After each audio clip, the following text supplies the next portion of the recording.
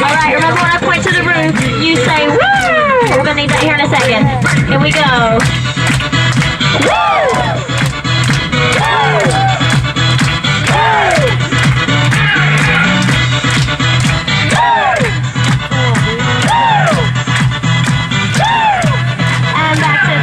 Models, hey, look at those beautiful people. Oh, and I think there's more models around this side of the building too.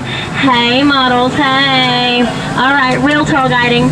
To our right we have a funky looking building called Mopop. Everybody say Mopop. Mopop. Everybody say Mopop. Mopop. That's Museum of Pop Culture. It's the brainchild of Paul Allen. He was the co-founder of that little startup called Microsoft. That worked out pretty well for him.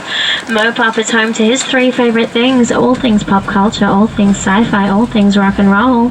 This building looks so funky because architect Frank Gehry wanted it to have a very rock and roll aesthetic. Some people say it reminds them of one of Jimi Hendrix's smashed and burned guitars.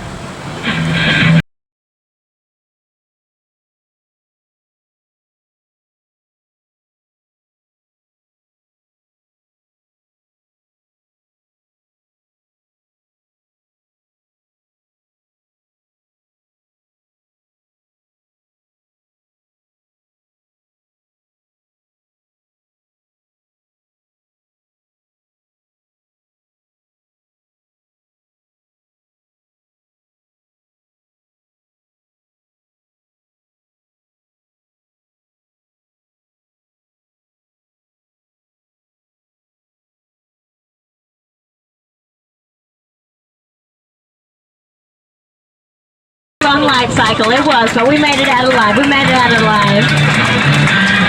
To our right, we're coming up on the feet of one of the most iconic parts of the Seattle skyline. You all know what this is. That is the Space Needle. Standing 605 feet tall with a foundation that goes 30 feet down into the ground. It has a revolving restaurant at the top, makes one full revolution every 47 minutes. So you get a gorgeous 360-degree view of Seattle while eating food. That sounds pretty good to me. Next up, do we have any fans of Grey's Anatomy on board? To our left, we have Seattle Grace Hospital. But in real life, that's Como Plaza. That's where a bunch of news stations have their head office. But that building really was used for exterior shots of Seattle Grace Hospital on the TV show Grey's Anatomy. Clear. I will always love you, McDreamy. Moment of silence. Also, spoiler alert. Sorry. To our right, we have the Pacific Science Center. This is the first museum in North America solely devoted to science and technology. The exhibit closest to us is the Butterfly House. It's one of the largest butterfly houses in North America. Some other great attractions we have over there. We have an IMAX theater. It's 6 stories tall. And they currently have a traveling exhibit, the Terracotta Warriors from China. Those Terracotta Warriors who are guarding over an emperor even in death. This is the first time they've been outside of China, and they're right over there at the Pacific Science Center. So Pacific Science Center, Space Needle, Mopop, those are all part of a complex called the Seattle Center, set up for the 1962 World's Fair. Some other great attractions we have over there. We have the International Fountain. It's a bit like the Bellagio in Las Vegas. It sprays water choreographed to music. But our fountain is better than the Bellagio in Las Vegas because they don't mind if you dance around in our fountain, and they do not like it if you dance around the Bellagio in Las Vegas. Don't ask me how I know that. Can't tell you anyway because what happens in Vegas? You know it. Alright, this is a residential area. It's a quiet zone. I have to come off the mic real quick and this tour's got to go on hold.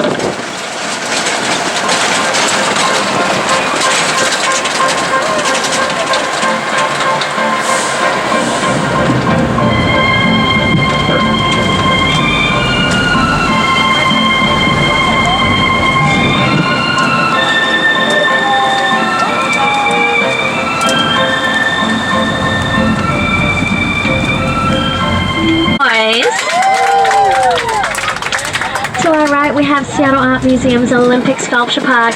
It's 9 acres of all the things that are too big to fit inside the actual Seattle Art Museum. Olympic Sculpture Park stretches out over the road, over the train tracks, down to gorgeous Elliott Bay in our waterfront area. Now, Elliott Bay is incredibly deep. Remember we were just talking about how the Space Needle is 605 feet tall? if we ever need to hide the Space Needle, like from the Canadians or something, we can just roll it down the hill and stand it on end in Elliott Bay and it'll be covered up by the water. That's how deep Elliott Bay is. That's why we're able to have cruise ships coming into town. Is anyone a cruise ship passenger? None of you, that's fine. We're going to have 2 million cruise ship passengers coming into town this year. We can do that because Elliott Bay is deep enough to host those cruise ships. Also down here on the waterfront, we have the fastest passenger ferry in the Western Hemisphere. We have the Victoria Clipper as a twin-hull catamaran designed so it's incredibly fast. It'll get you up to Victoria, BC in about 2.5 hours. And it takes off from right over here. And then next door to that, we have a grey building with an E on it. This is the Edgewater Hotel. The Edgewater Hotel was made famous by these guys. It's the Beatles. The Beatles stayed over here at the Edgewater Hotel. Sing it if you know it.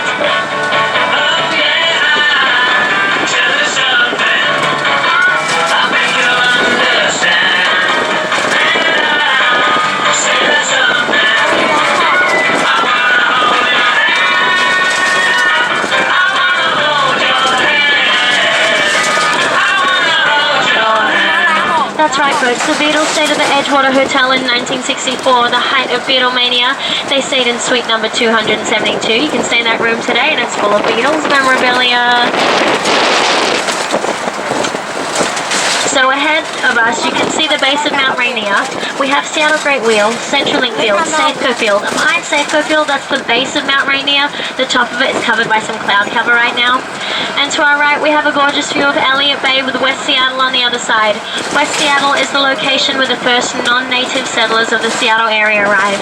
The Denny Party landed over in West Seattle in 1851, but after a very hard wind-blown winter where they struggled to find easily accessible fresh water, they decided to make the move over to this side of the bay.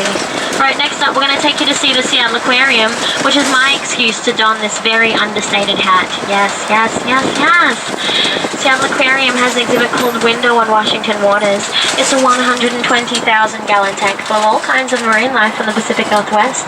Seattle Aquarium is home to the world's largest species of octopus, the Pacific octopus, the largest of which measured in about 30 feet in diameter. Seattle Aquarium was also the first aquarium in the world to host the birth of a live baby sea otter. Sea otters, so cute! The sea otters must have heard the Beatles singing their song. When sea otters sleep, they hold hands with each other. It's called making a raft, just so they don't drift away from each other when they sleep. Alright, behind the Seattle Aquarium, we have the Seattle Great Wheel.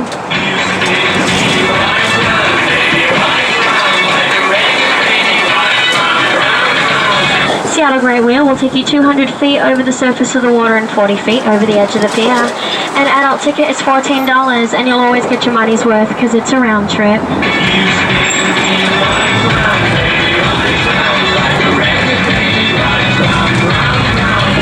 In front of Seattle Great Wheel, we have a red building. This pier is called Miners Landing. This is the pier where in 1897 the steamship Fulton arrived with a rumored 1 ton of gold. The rumors were false. It actually had 2 tons of gold. What's anything better than 1 ton of gold? You know it, 2 tons of gold. That kicked off the Great Klondike Gold Rush. Almost overnight, the population of Seattle doubled to about 80,000. It all went down right over there at Miners Landing. So here on the waterfront, we have some great places to eat.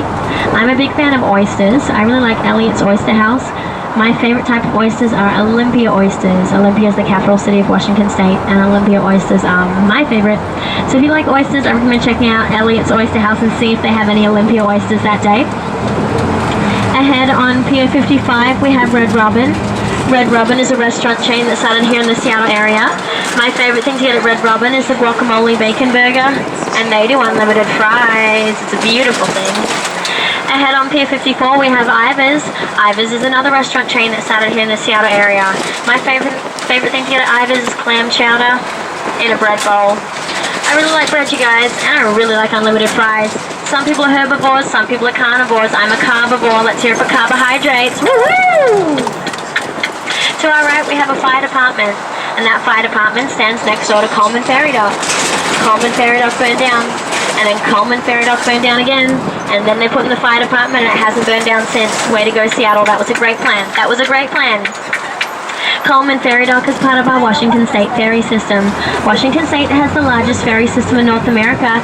You can hop on a ferry here. It'll take you either to Bainbridge Island or Bremerton. Out of the two, probably Bainbridge Island is my favorite because it's very walkable. $8.50 gets you a walk-on ticket to the ferry. You can wander around Bainbridge Island and your return ticket is free. Who likes free stuff? If you like free stuff, your return ticket is free. Alright, you guys may have noticed that we're currently driving underneath a double-decker highway. We're driving underneath the Alaskan Way Viaduct. Nobody panic, but this is only like the third most dangerous elevated roadway in the United States. That's right, folks. This here Alaskan Way Viaduct was severely damaged in the 2001 Nisqually earthquake. It measured 6.8 on the Richter scale, and the legs of this bridge cracked. And there wasn't a whole lot we could do about it. We put some splints and band-aid fixes on it, but of course bridge legs don't heal like human legs, so that only did so much. So we came up with a new plan. We have been tunneling a tunnel underneath the Seattle area, so soon we'll be able to have a double-decker highway underneath the ground. Much better plan. We've been boring that with the world's largest boring machine, about 60 feet in diameter. Its name is Big Bertha, named after Seattle's one and only female mayor, Miss Bertha Knight Landers. But we recently had an election that runs into a general election in November, and the two candidates for mayor are both women, so Seattle's about to have its second female mayor. Wow, what? Alright, so you guys know we can turn this land vehicle into a water vehicle. We can also turn it into a time machine. That's right, folks, taking back in time. This is Pioneer Square. It's the original downtown neighborhood of Seattle. Imagine that the year is 1889. In 1889, the buildings were made of wood, the streets were made of wood, even the trees were made of wood. Which was all well and good, but we had the Great Seattle, you know it, Great Seattle Fire. Ooh. Yes. That's right, folks. We had the Great Seattle Fire of 1889. It is time for a history lesson. I know sometimes people have mixed feelings about history lessons, so I give you a choice. Do you want me to tell you the history of the Great Seattle Fire, or do you want me to rap it to you? So glad you said that. Tour guide Helen of Joy is about to become MC Helen of Joy. Give me a second to get in character real quick. It's getting so real up in here. Alright, I do require audience participation. When I point to you, you say boom. When I point to the roof, you say woo.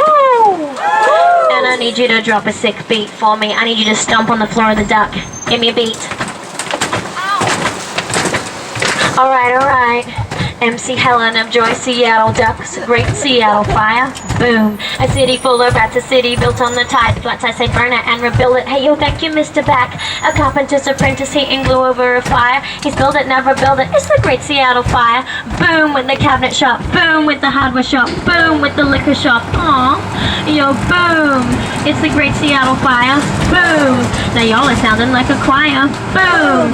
It's the Great Seattle Fire. Drumbacks build it, never build it. It's the Great Seattle Fire. Oh, what? Thank you so much. So glad you enjoyed that. Thank you for your participation. If you like that and you'd like to tell social media about it, don't forget, hashtag on a duck, hashtag Helen of Joy, hashtag best tour ever. Alright, if you don't speak rap, I'm going to break that down for you real quick. 2:30 in the afternoon, June 6, 1889, a young carpenter's apprentice named John Back was heating glue up over a fire. He wasn't paying attention and it boiled over. Back in those days, glue was heavily... In fact, the people said...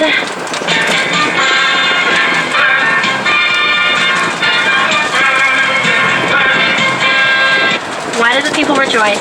As I said in my rap, this was a city full of rats. This city had a horrible rat problem. They had tried all the ways of getting rid of them, but nothing worked as well as a blazing inferno. And miraculously, we had 0 human casualties. Nobody died, only rats. It was truly a great thing for the city. Also, as I said in my rap, this was a city built on the tide flats, and it flooded twice a day. This was our chance to rebuild, and rebuild it right. So we put in a seawall to push Elliott Bay back to where it is today, and then we built the whole city up. A lot of these entrances that you see are actually the second or third floors of the original construction. We built the streets up, we built the sidewalks up, we sealed it over, and now we have a whole floor or two of Seattle underneath the ground, mostly abandoned. If you're interested in learning more about the underground history of Seattle, back in the Pioneer Square District, we have 2 underground tours. Bill Spidell's the underground tour and Beneath the Streets, and they'll take you underground to see that mostly abandoned part of Seattle Seattle's history. Also, when we were building, we had a new rule. Everything had to be made out of non-flammable materials. That's why everything is made out of brick or stone.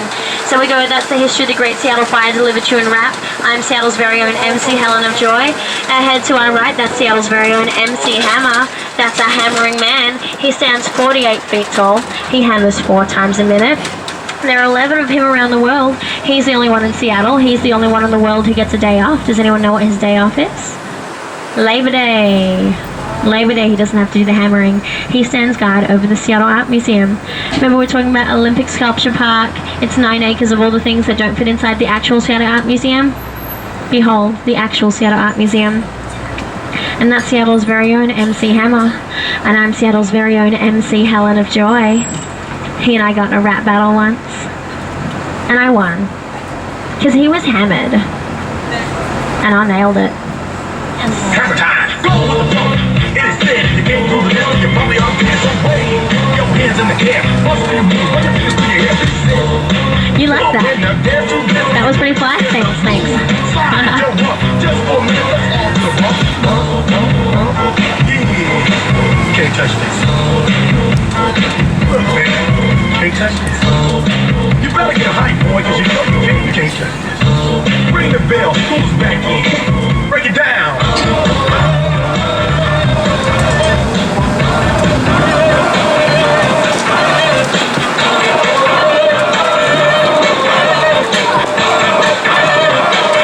Stop. Have time.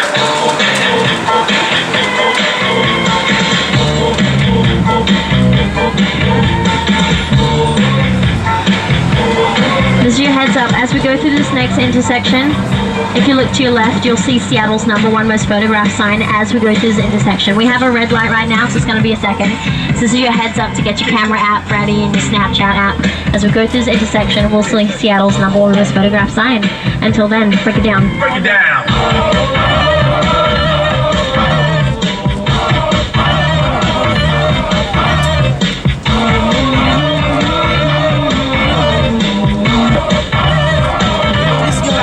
Hammer time. Every time you see me, the hammer's just no height. I'm going for the force and I'm magic on the mic. Now why would I ever stop doing this with others making records? Alright, if you look over to your left, you'll see Seattle's #1 most photographed sign. Get your camera app out, get your Snapchat app out, get ready to Facebook and tweet and Instagram. Seattle's #1 most photographed sign, the Pike Place market sign, right over there to our left. And then if you keep looking over to your left, we also have the Sanitary Public Market. Ooh. So named because back in the day, that was the one part of the market where you could not bring your horse. You had to tie it up in nearby Post Alley. Oh, that name makes so much sense now. Has anyone been to Pike Place Market already? Perfect. Nearly all of you. That makes my job so easy. Okay, those of you who went over there, did you see the flying fish? Yes. Yes. Was it awesome? Mm-hmm. Everyone else, you heard it here first, they have flying fish and it's awesome. They throw salmon back and forth at this one fish shop. Some people catch it right in front of your face. It's super cool. Did you guys see the Post Alley gum wall? Yes, some of you said no. Okay, if you did not see the Post Alley gum wall, go back, ask where it is. It is the second least hygienic tourist attraction in the world, second only to the Blarney Stone. It's a brick wall that is covered with pieces of gum, so it's multicolored and multi-textured. It's forever evolving. Even today, you can go ahead and leave a piece. Don't take a piece, don't. Instagram it, hashtag it, Helen of Joy. I might see it. Also here in Belltown, we have several restaurants belonging to our celebrity chef. Every city has a celebrity chef. Seattle has one as well. Do you guys know Gordon Ramsay? Yeah, he's not ours. No, he isn't. Do you guys know Tom Douglas? He's our celebrity chef that most people have never heard of. If you've never heard of Tom Douglas, have you heard of the TV show Iron Chef? Tom Douglas is well known from Iron Chef. He bested Chef Morimoto Masaharu, and now he owns and has interest in 19 restaurants in the Seattle area. Several of his restaurants have won James Beard Awards for being best new restaurants, so we love pointing them out because those are all really great places to eat. We're going to go past 4 of them fast and furious on our left. Here we go. We have Serious Pie. That's a Tom Douglas restaurant. We have Dahlia Lounge. That's a Tom Douglas restaurant. Around the corner we have Dahlia Bakery. That's a Tom Douglas restaurant. Across the street we have Lola. That's a Tom Douglas restaurant. There we go. That's 4 Tom Douglas restaurants, fast and furious, and there are 15 more throughout the rest of the Seattle area. Alright, next up we're going to take you to see the Seattle monorail, which will be especially interesting to you if you're a fan of this guy. You ain't nothing but a hound dog. Sing it if you know it. Crying all the time. You ain't nothing but a hound dog. Crying all the time. Well, you ain't nothing but a rabbit and you ain't no friend of mine. Well, they said you was high class. Well, that was the line. Everybody look out your windows and up. We're going underneath the Seattle monorail. So Elvis came to town for the 1962 World's Fair. He used one of the monorail cars as his private dressing room. You can ride that monorail today. It connects Seattle Center, where we got on this tour, to Westlake Center. That's the heart of downtown, our retail shopping core. It's the fastest monorail in North America. It'll get you from Seattle Center to Westlake Center in 2 minutes. An adult ticket is $2.50, which is a bargain when you consider the fact that you'll be sharing space with the king. Well, you ain't nothing but a rabbit and you ain't no friend of mine. You ain't nothing but a hound dog, crying all the time. You ain't nothing but a hound dog, crying all the time. Well, you ain't never but a rabbit and you ain't no friend of mine.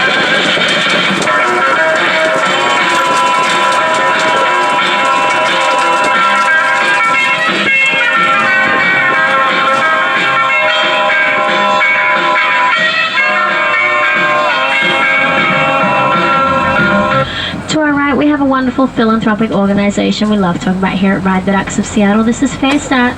Fair Start takes people who are homeless, people who are recently out of incarceration, and they train them up to work in the culinary industry. You can support the wonderful work they do over here at Fair Start, Monday through Friday, 11 to 2, they do a lunch, and on Thursday nights they do a 5-course dinner that's only $30, and the food is excellent, so you're getting a wonderful meal at a wonderful price, and you're supporting the wonderful work they do right over here at Fair Start. In April, they just served their millionth meal, and with some help from Amazon, they're about to open up 5 more locations throughout the rest of the Seattle area. So we love any chance we get to talk about Fair Start and the wonderful work they're doing over there. Alright, next up, we're going to take you to see the great Seattle Death Star.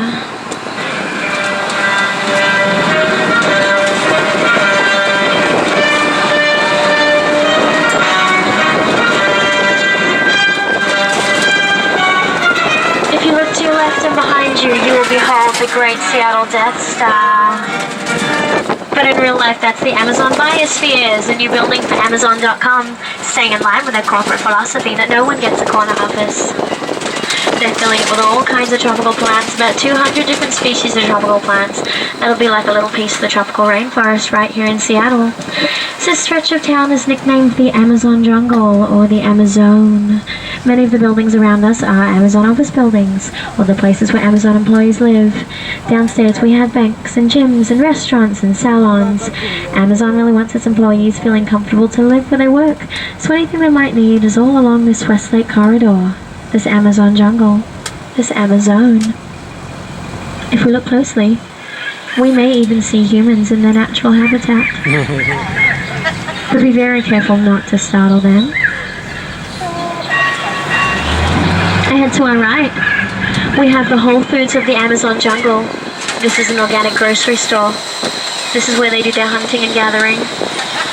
Also where they do their mating rituals. I'm completely serious, a large percentage of the new Amazon employees are single, and this Whole Foods is where they mingle. That's right, folks, they do mixers over there. You can meet other single people who love organic food. What a revolution. I hope that goes nationwide, because that's magnificent.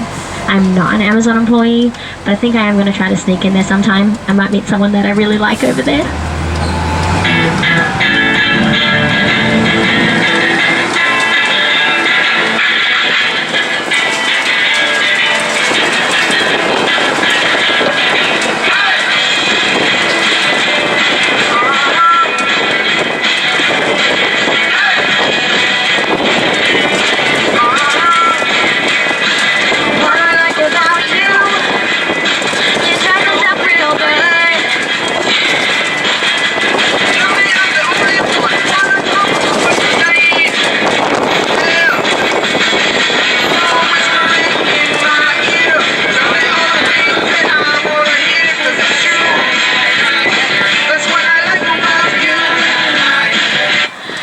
To our left, we have Serious Pie and Biscuit. That's another one of the Tom Douglas restaurants. That's our celebrity chef.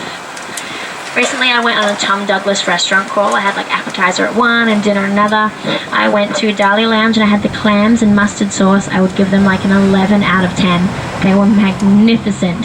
Then I went across the street to Lola and had the Spanish octopus. I give that like a 7 out of 10. The texture was flawless. I wasn't a huge fan of the spices, and then I was too full to do dessert, so part 3 is yet to come. But next up, we're going to take you to see a Tesla showroom. And head to our left for the red flag. That's Tesla.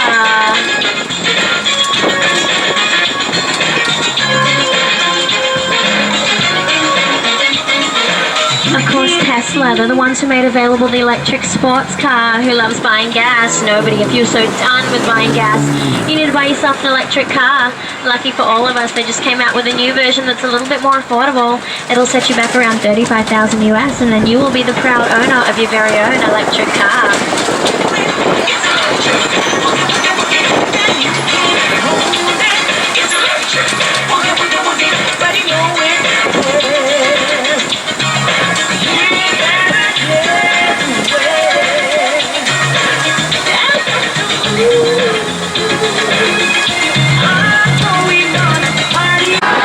Museum of History and Industry. They have a lot of great exhibits about the history of Seattle over there. My favorite is an exhibit about the Great Seattle Fire. If you thought my rap was pretty good, it ain't nothing compared to what they have over there. Their exhibit has puppets and a song. It's magnificent. But most excitingly, we're getting our first glimpses of beautiful Lake Union. Who's getting excited to take this duck into that lake? The first dock we're going to go past on our right is run by Kenmore Air. They run the float planes. If we're lucky, we might see some float planes taking off and landing on the lake while we're out there. If you'd like to try a float plane ride, 20-minute scenic float plane rides start at $99, but sometimes they do pop up on Groupon, so if you want to try a float plane ride, check out Kenmore Air and check out Groupon as well. So all the businesses we're going to go by along the side of the lake, they are all to do with our maritime industry. Everything you need to buy a boat, stock your boat, clean your boat, insure your boat, you can get it all along this stretch of the lake. So it gives you a sense of just how important the maritime industry is to us here in Seattle.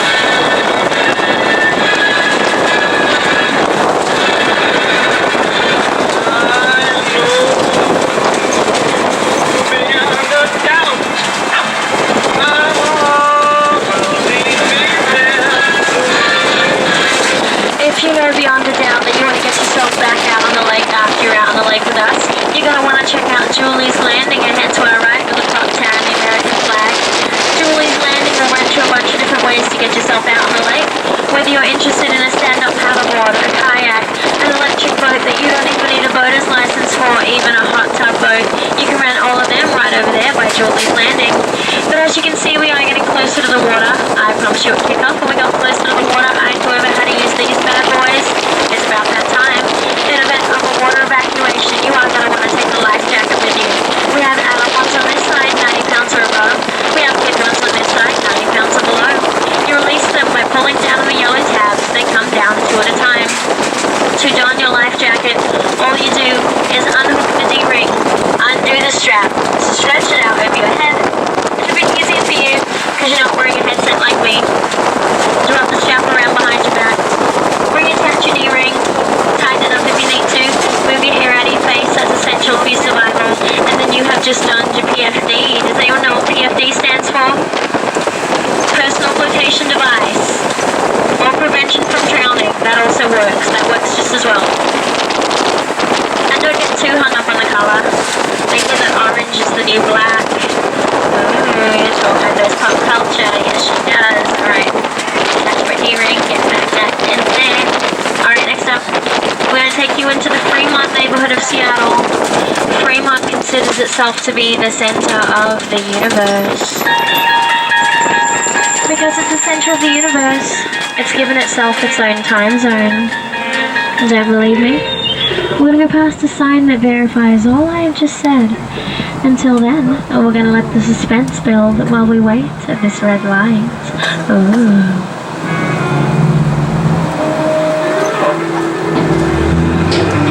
Alright. We're looking for a sign. Not this blue sign, that's not the sign we're looking for. Looking for a green sign that says, "Welcome to Fremont, center of the universe. Turn your watch ahead 5 minutes." So if you have a watch and you want to get on the Fremont time zone, go ahead, turn it ahead 5 minutes. If instead of a watch you're dependent on a smartphone like me, we can make use of that too. If you pull out your smartphone and bring up Google Maps, type in center of the universe, it'll drop a pin right here on Fremont. Clear. On the top of the Google Maps, to our left we have a Google head office, and to our right we have an Adobe head office, Photoshop and whatnot. I like to imagine they throw rocks at each other across the bridge, but I don't think they're competitive like that. The people of Fremont call themselves Fremonsters, and they love all things artsy and wonderfully weird. Welcome, folks, to Funky Fremont.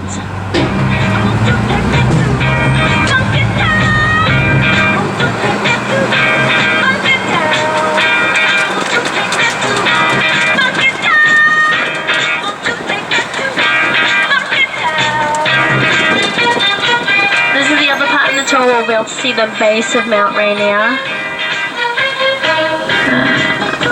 If you keep looking over this way, above the sailboats and the apartment blocks, we should again be able to see the base of Mount Rainier with some cloud cover up the top. But if you can kind of see the shadow of it over there, that's Mount Rainier, that's a volcano.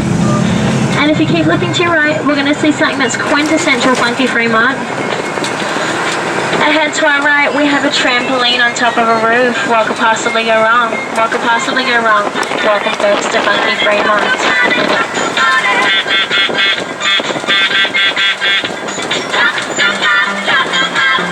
I see you guys looking at Fremont Brewing. Yes, they have a pretty epic beer garden, but this is not a hop-on, hop-off tour, so don't look at them. They're not having any fun.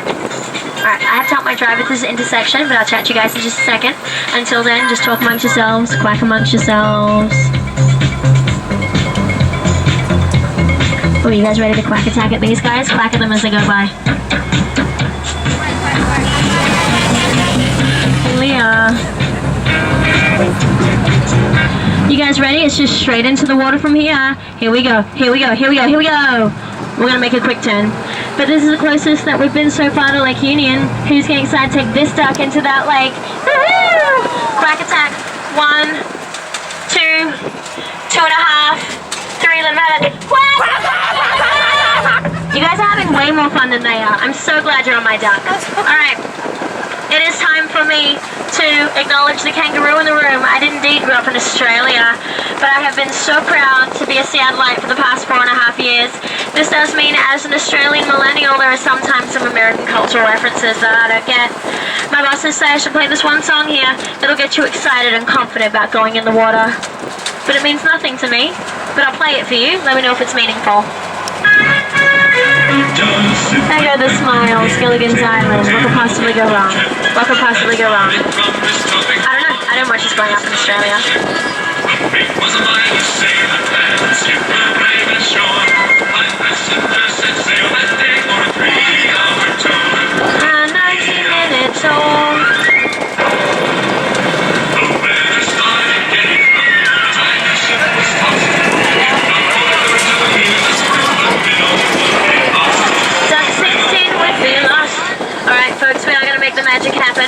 this land vehicle into a water vehicle. Who's excited about that?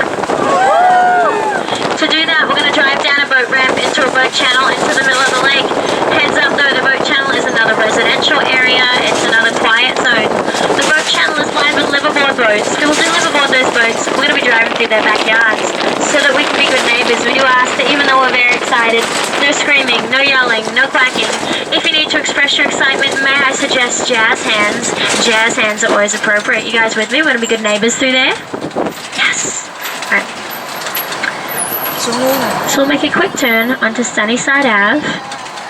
This road leads us down into the water. We're on a road to nowhere. And it's all downhill from here.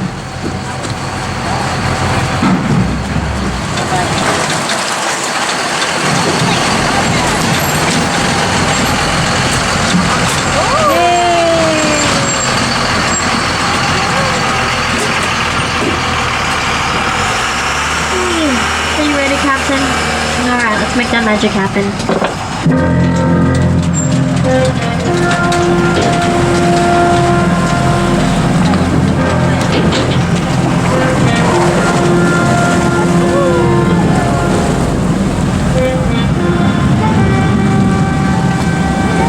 Alright, and just like that, we're officially a boat. This means that road rules no longer apply. Legally, we don't need a windshield anymore. The captain does not need a seatbelt anymore. We're a boat. Road rules don't apply. This is a residential area, it's a quiet zone, so I can't be on the mic. So that I don't blow my voice out, I'll chat to you when we get close to the middle of the lake. Until then, enjoy being a boat.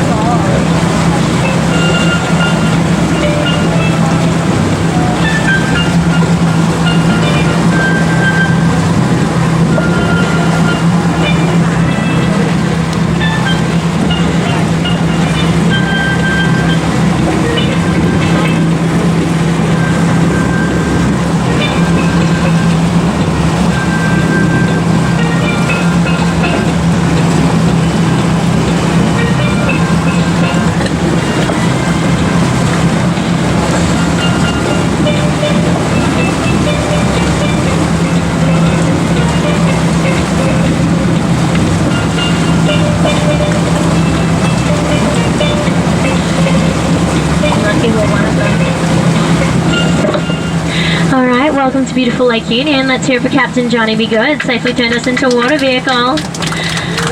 Alright, Captain, I want to show these guys everything this baby's got. I want to go real fast. Coast Guard regulations say if we go this fast, though, we do need you guys to brace yourselves, so I need everyone to hang on to the seat in front of them. Alright, Captain, they're bracing. Let it rip.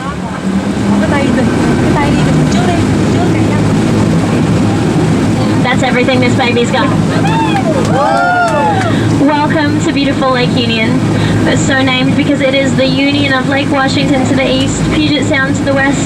We did go through a residential area there. Those boats are called liveaboards. People do live aboard those boats. In the middle of summer, they have ducks driving through their backyard every 18 minutes, so we really appreciate you helping good neighbors through there. We have a few other ways of living out here on the lake. We have houseboats, we have floating homes, and sometimes we have mega yachts like the Sea Owl over here.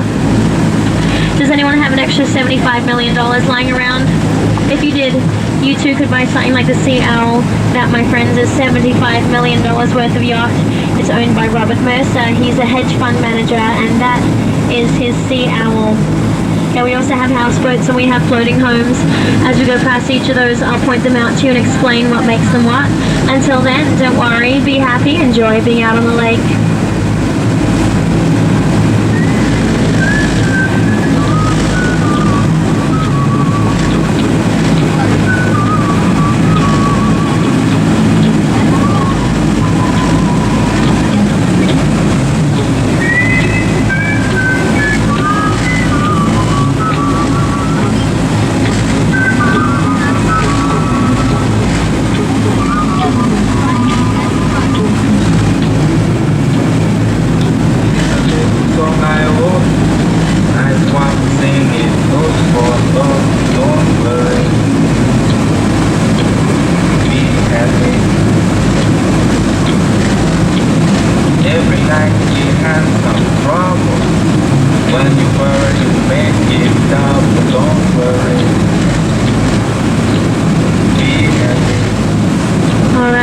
starboard side, we have some examples of houseboats.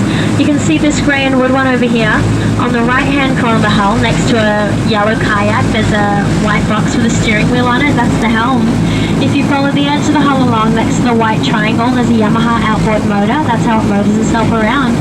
Have a look at the silver and rust-colored houseboat over here. Can you see where the helm is on that one and where the outboard motor is? Yeah, you guys see it on the rust side, there's a white box with a steering wheel, that's the helm. And on the silver side, this one has two Yamaha outboard motors.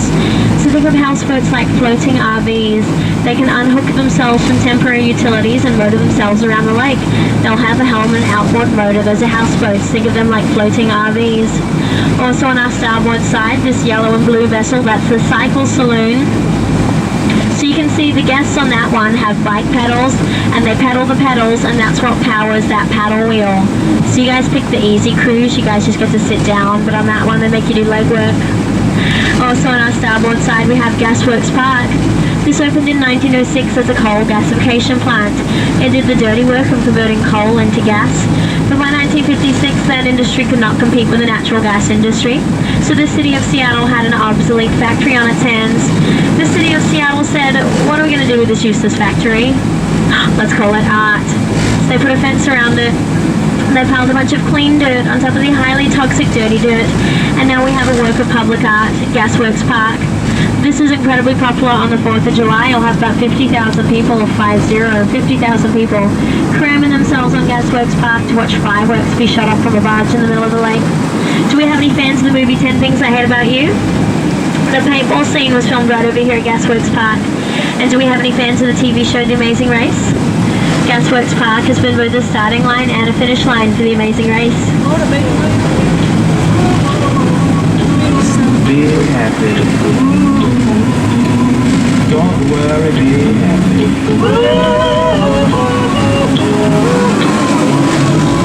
Don't worry.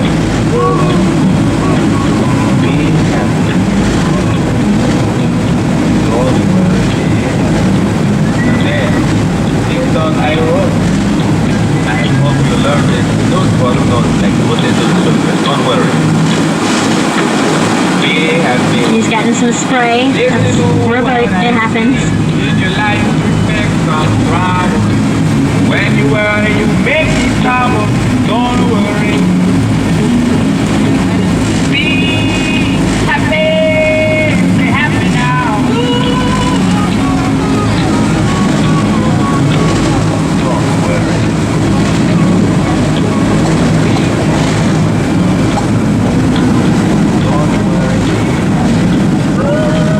You can see on our starboard side, see the blue and orange bridge over there that's gone up? That's the Fremont bridge. That's the bridge that we drove over on the way in here.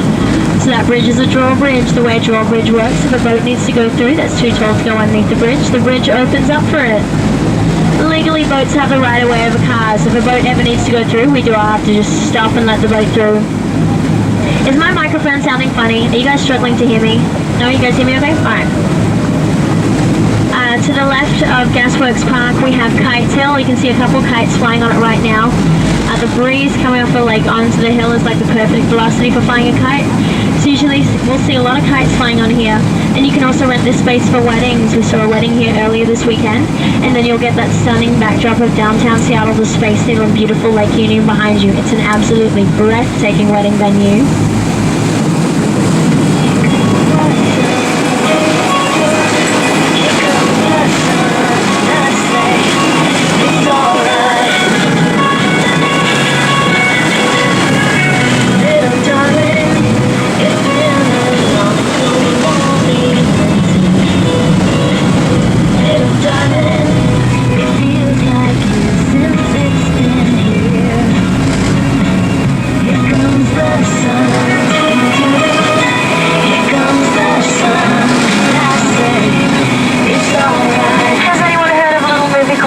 In Seattle. The floating home for that movie's out here on the lake. I'm going to point it out to you. Do you see on our starboard side where the red flags are flying up a mast? To the left of that there's some white and blue flags in a triangle. In front of that, do you see a beige floating home? It has two whiteboards on the side of it. That beige floating home is the floating home from Sleepless in Seattle. There's a scene in the movie where Tom Hanks is watching the fireworks from the deck of his floating home. That happened right over there. If you're not familiar with Sleepless in Seattle, it's a movie that came out in 1993 starring Tom Hanks and Meg Ryan. It was recently voted one of the top 10 most romantic movies of all time. The same year that movie came out in 1993, a couple from New Jersey bought that floating home for $600,000. They just sold it in the summer of 2014 for $4.2 million. And here's that gorgeous view I never get tired of. Downtown Seattle, the Space Needle and beautiful Lake Union.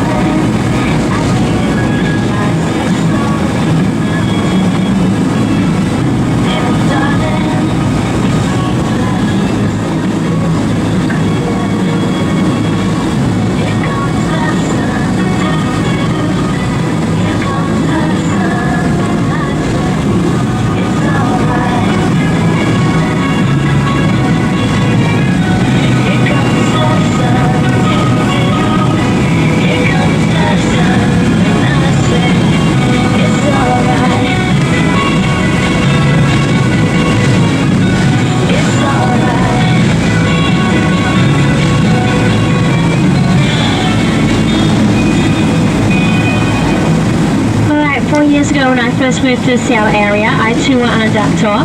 I asked my tour guide, what's that boxy building at the top of the hill? My tour guide told me, and now here I am 4 years later paying that knowledge forward to you. That boxy building at the top of Capitol Hill, that is St. Mark's Episcopal Cathedral. It's a church. The original plan was for that building to be much taller and grander than it is today, but they started building it in 1928, just before the stock market crash in the Great Depression. They ran out of money and had to halt construction at the level where it was. But during World War II, that building was leased by the Army for anti-aircraft training. This was some money from the Army, plus a few donations. On Palm Sunday 1947, they were able to burn the mortgage on the altar, which is so dramatic, I love it. So now we have, as it stands today, St. Mark's Episcopal Cathedral. They do concerts and whatnot there. At night time it's lit up and it looks beautiful up the top of Capitol Hill. Alright, so we talked about liveaboards, we talked about mega yachts, we talked about houseboats. Our fourth and final way of living on the lake is floating homes, like the Sleepless in Seattle floating home. My favorite floating home on the lake is this yellow one to our starboard side with all the columns in front of it. It's so beautiful. Absolutely love it. Alright, so floating homes. Unlike houseboats, they do not motor around the lake. They stay moored in one spot. They are permanently connected to city utilities through flexible tubes that go underneath the water. Because they stay in one spot, you do have to pay property tax on them. You pay property tax on the square of land underneath your floating home. Even though there are several feet of water between you and that land, they still make you pay for it. Of course they do. Some of these new styles of floating homes will have 3 stories. We're seeing 2 stories above the water. Some of the new ones will have a 3rd floor underneath the water. And they have windows that don't open, but you're able to look out and see what's happening underneath the surface of the water. And I think it's pretty interesting how they build those. They'll build that bottom level on land, bring it out to the lake, and that's where they build the top 2 levels. And it's the weight of the top 2 levels that push that bottom level underneath the water. So those are our new styles of floating homes. We also have some very old floating homes on the lake. Remember down by the waterfront, which were about miners landing in the Great Klondike Gold Rush, doubled the population of Seattle almost overnight. Before the gold rush, the main industry here in Seattle was lumber. But when the population boomed, it forced all the lumberjacks out of the city. They moved out here to the lake. At that point in time, this was a free place to live. They lashed their logs together, built shacks on top of them, and those were the first floating homes out here on Lake Union. At one point in time, there were so many of those floating homes on the lake, you could walk from one side of the lake to the other just by hopping from floating home to floating home. And some of the floating homes on the lake today still have those original logs underneath them. So you go, those are our various ways of living on the lake.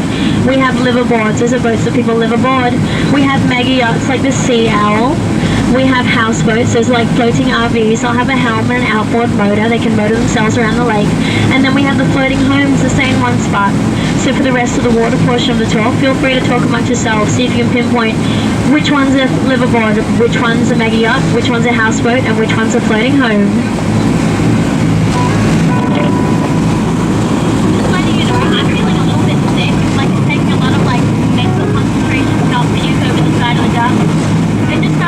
Just so you know.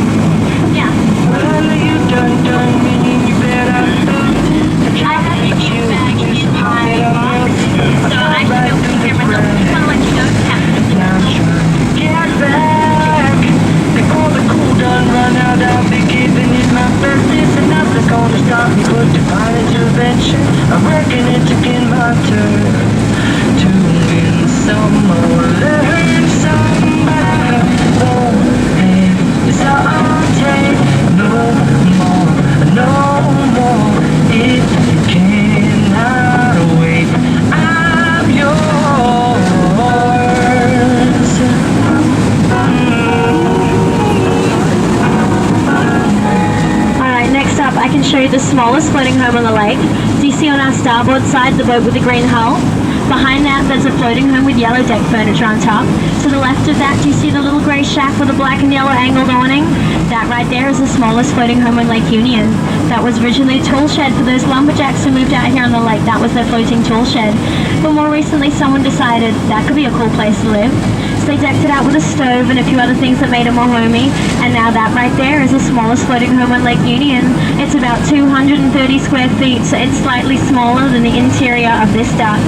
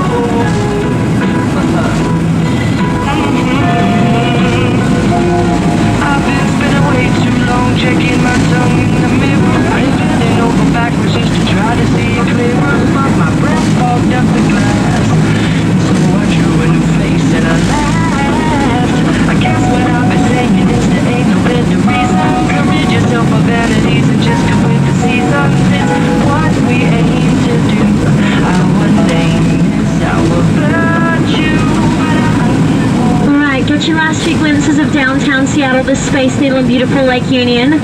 We are about to make the magic happen again. We're going to turn this water vehicle back into a land vehicle. We're going to go back through the boat channel. As a reminder, the boat channel is a residential area, so it's a quiet zone.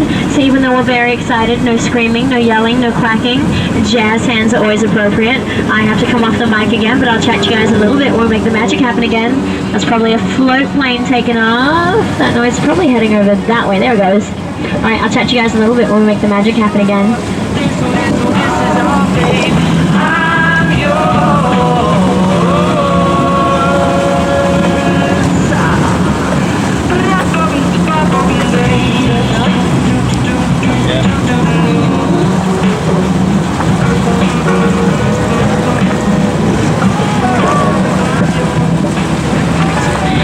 If you keep an eye on Duck 15 ahead of us, they're going to pull out of the water in front of us.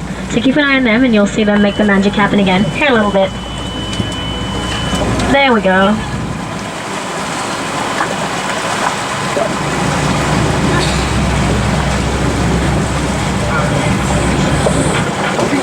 There it goes.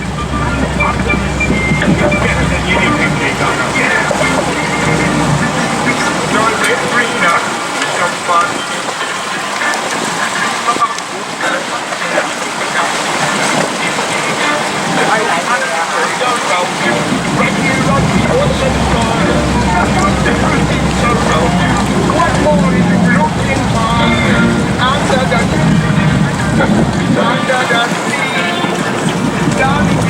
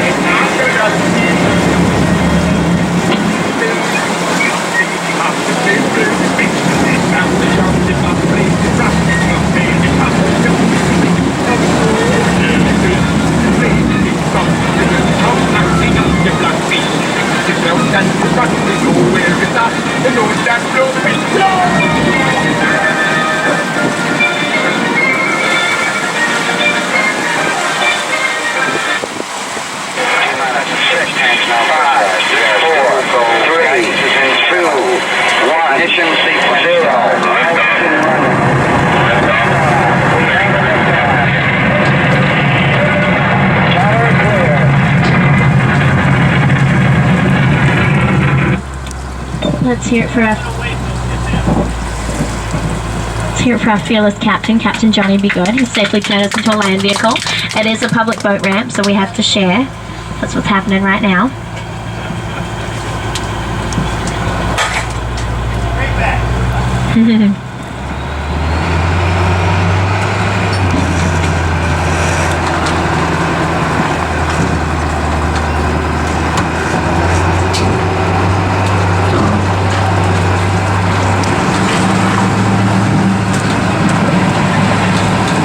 You have a car on this side, but now you are clear on this side. Alright, here we are. On the road again. Just can't wait to get on the road again. My love is making music with my friends. I can't wait to get on the road again. On the road again. Going places that I've never been. Seeing things that I may never see again. I can't wait to get on the road again. Do you guys see the train tracks over to our right? No, you don't. They're not there anymore. They used to be there. They served the coal gasification plant. But in the 1970s, we had a nationwide program called Rails to Trails, where we ripped out train tracks and replaced them with trails. So now instead of train tracks, we have the beautiful Burke-Gilman Trail. It will take you up to Woodinville. That's our wine country and home of the Red Hook Brewery. You can always tell who's been up there because they're like a little wobbly on their bikes coming back.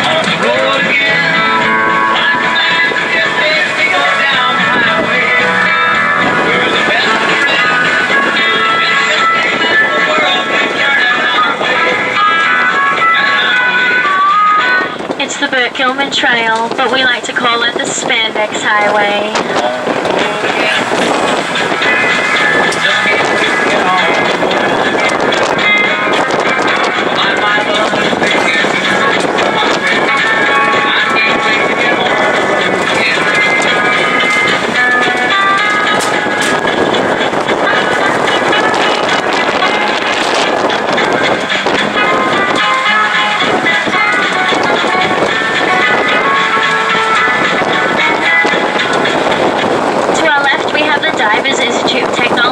That's a college in town where you can learn all about diving.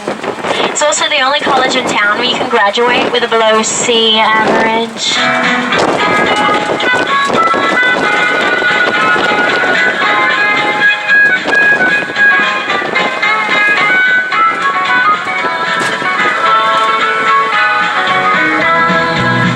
This is the world headquarters of Brooks Running Shoes. See the Brooks sign, people running round and round it. Look at the person with the stroller at the bottom right. Uh-oh. Uh-oh. Run. Run, little parent. Run. Run. Run. Run. Run. Caught it again. It's a person pushing a stroller. They lose the stroller at the bottom and the top. It's the only one of the people running round and round the sign who does anything interesting. Clearly, I drive along here many times a day and I have to find things that are interesting. Novelty of that has not worn off. Oh, if we get this red light long enough, we'll see it again. So it's to the left of the Brooks sign. Left near the top. Person pushing a stroller. Everything is fine. Everything is fine. I'm just a parent out for a walk in my stroller. Everything's fine. Uh-oh. Uh-oh. Every parent's worst nightmare. Run. Run. Run, little parent, run. Yes, safe again. Alright, real tour guiding. That statue out the front of a person going through a finish line, that statue is made out of medals that people have won while wearing Brooks running shoes. And that Brooks building is one of the greenest buildings in the world. They do things like recycling their rainwater. They have a very low carbon footprint. And all the landscaping out the front, all those plants are edible. People walk their dogs there though, so I wouldn't recommend it, but technically all those plants are edible. Alright, next up I'm going to show you where the Fremont troll lives. It's an 18-foot concrete troll. It lives under the bridge. The road under the bridge is called Troll Avenue. If you take Troll Avenue up to the top, you'll meet the Fremont troll. We might be able to glimpse its head from down here as we go through this intersection.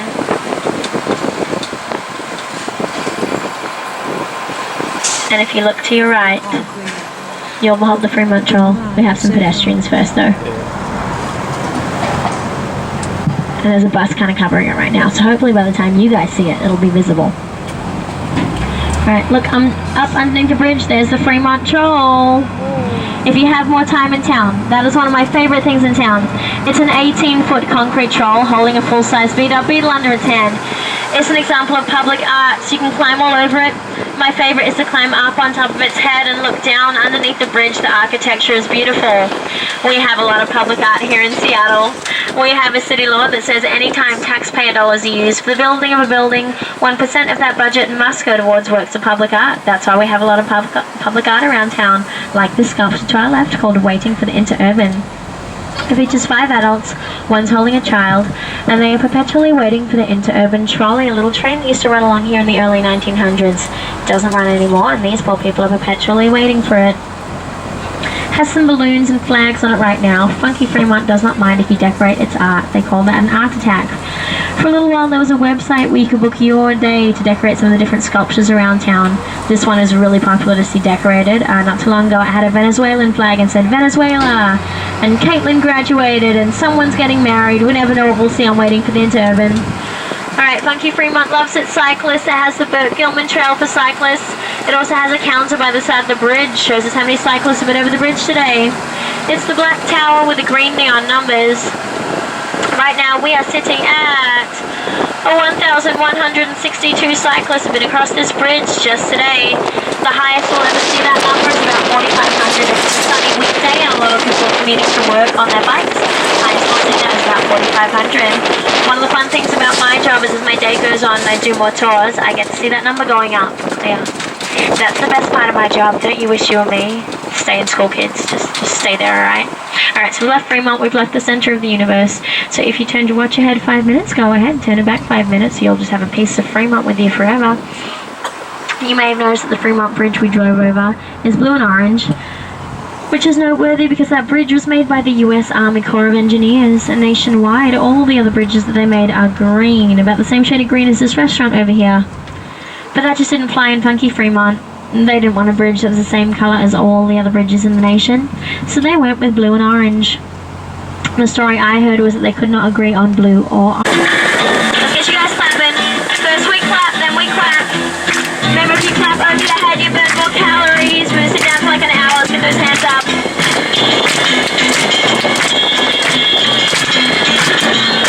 Grab your clackers. You're gonna need a band of 5, a 6, a 7, and 8. The rest of you, quack, quack, quack, quack, quack, quack. Quack, quack, quack, quack, quack. Let me hear ya. Quack, quack, quack, quack, quack, quack. Quack, quack, quack, quack, quack. Quack, quack, quack, quack, quack, quack. Quack, quack, quack, quack, quack.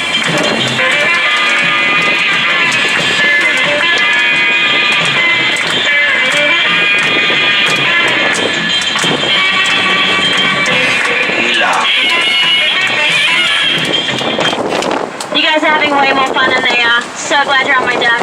Alright, give yourselves a round of applause. That was beautiful. If you wanted to be both ridiculous and obnoxious today, you've officially checked that off your bucket list. Alright. Have you guys heard of a little musical called Hamilton? It's very famous, won a bunch of Tony Awards. Hamilton took American history and put it to rap. I like to consider myself the Hamilton of Ride the Ducks of Seattle, because I am the only tour guide in the fleet who takes duck history and puts it to rap. That's right, folks. MC Helen Joy is making a comeback album. Let me get back in character real quick. Word to your mother. Wait, I'm gonna need my hair out. It doesn't sit properly. Oh, it's going down. Alright. I do require audience participation. I need you to drop that sick beat.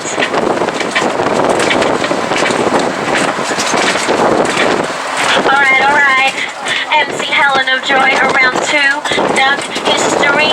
So this box that we're riding in, we like to call the duck. You wonder about it, Sister Risa? Hey, all you're in luck. You think it's called a duck because it goes on land and water, but really it's a few words that we made a little shorter. That's right, it's an acronym. I'm about to break it down. Heck yeah, it's an acronym. Let's get it now. D to the U to the K to the W. D to the U to the K to the W. D stands for the date of design, 1942. Yeah, that year is so fine. I don't know, guys, it rhymed. Just stay with me, alright? U stands for the type of the vehicle, utility, amphibious, that land and water deal. K, so we know that it's front wheel drive, 2 axles in the back, that's the W, guys. Those last 2 letters don't really make sense, but hey, it was made up by the government. O, D, to the U, to the K, to the W, D, to the U, to the K, to the W, D, to the U, to the K, to the W, duck, y'all, with a silent wah, or what? Thank you so much, so glad you enjoyed that. As always, if you enjoyed that and you'd like to tell social media about it, don't forget hashtag on a duck, hashtag Helen of Joy, hashtag best tour ever. Alright, if you don't speak rap, I'm gonna break that down for you again. So we have nicknamed these vehicles ducks, and yes, we do have our similarities to ducks with feathers. We do land and water. It really does come from a military governmental acronym, DUKW, duck with a silent wah. As I said in my rap, D stands for the date of design, 1942. So ducks like these, nothing an athlete, but ducks like these were used during World War II.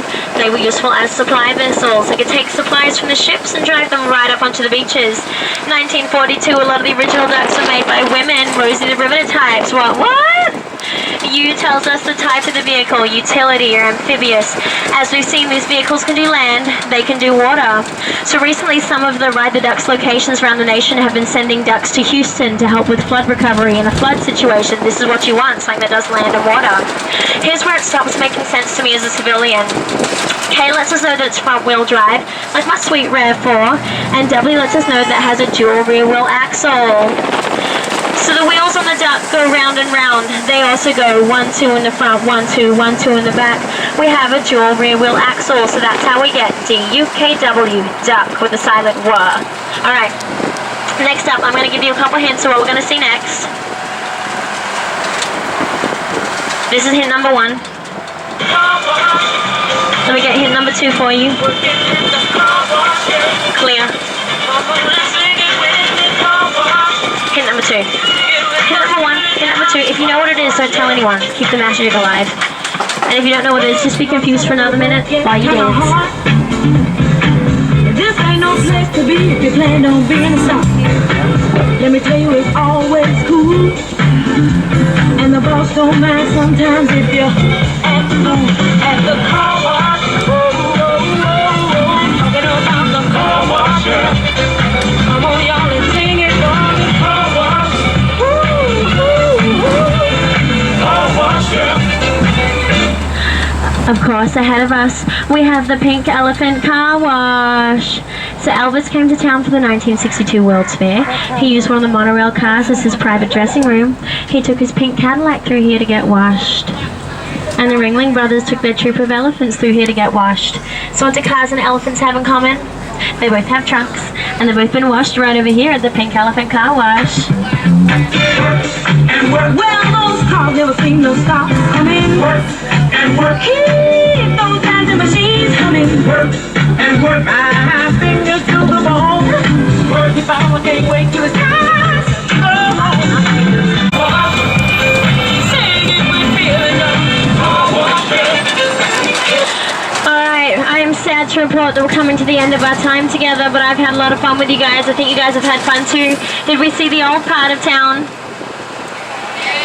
Did we see the new part of town? Did we see the dry part of town?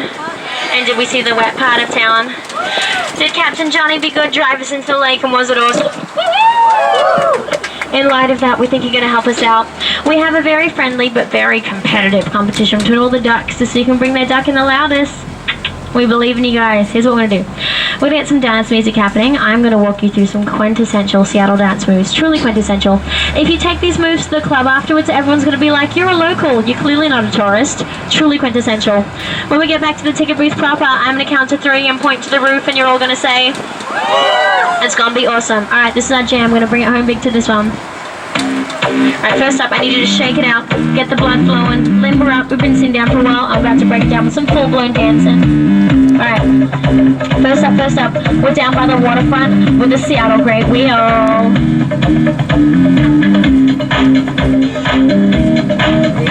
Do I need to come back there? That was like 50% participation. Did you not hear me say this is a competition? We're all in this together. Show me the Seattle Great Wheel. Alright, and you guys know Ferris wheels. When everyone's getting on, it goes slowly. But then everyone's on, it goes a whole lot faster. It's Seattle Great Wheel. Seattle Great Wheel. Seattle Great Wheel. Seattle Great Wheel. Nice. Alright, next up. We're still down by the waterfront. We're at the Seattle Aquarium. We're the world's largest species of octopus. We're the Pacific octopus. And Pacific octopus to the roof. Pacific octopus to the floor. To the roof. And now we're little fishies in the aquarium. Clear. And we're little turtles in the aquarium. Alright, next up. We're driving underneath the Alaskan Way Viaduct, the third most dangerous elevated roadway in the United States. We gotta raise the roof. It's Alaskan Way Viaduct. It's Alaskan Way Viaduct. It's Alaskan Way Viaduct. It's Alaskan Way Viaduct. It's Alaskan Way Viaduct. It's Alaskan Way Viaduct. Alright, next up. With the Space Needle, we have a revolving restaurant at the top. I'm telling you, take these moves to the club, no one will know you're a tourist. See, look, people on the street are doing it. That's what we do in Seattle, you see? It's the Space Needle. Do the Space Needle. Do the Space Needle. Do the Space Needle. Do the Space Needle. Do the Space Needle. Do the Space Needle. Do the Space Needle. Do the Space Needle. Do the Space Needle. Alright, next up. We're Mopark. Do the Mopark. Do the Mopark. Do the Mopark. Do the Mopark. Do the Mopark.